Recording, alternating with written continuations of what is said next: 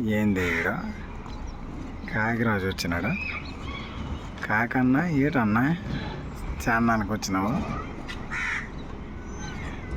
ఉండండి, నా కుటుంబం నాకు వదిలేసింది. నల్లగా ఉన్నానా? నల్లగా ఉన్నామని ఒగ్గేసిందే. ఈ అమ్మ అదేం గుర్తులేదు. అది మేము నల్లగా తెల్లగా రెండు రకాలుగా ఉన్నాం మేము. అందుకే కదా మీరు హాయిగా ఉన్నారు. ఒక నలుపు ఒకటి తెలిపాయి. ఈ అమ్మ నా కూతురు కర్రీ బేపులాగా ఉంటుంది, నాకు ఒగ్గేసింది అది. ఈ అమ్మ ఒంటరి పక్షిని అయిపోన్నా.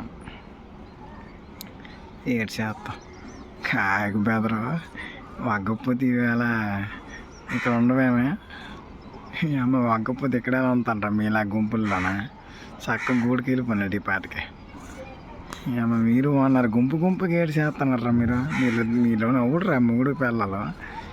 ఈ అమ్మ బాగా సగం మంది కర్రీలు ఉన్నారు, సగం మంది తెల్లలు ఉన్నారు.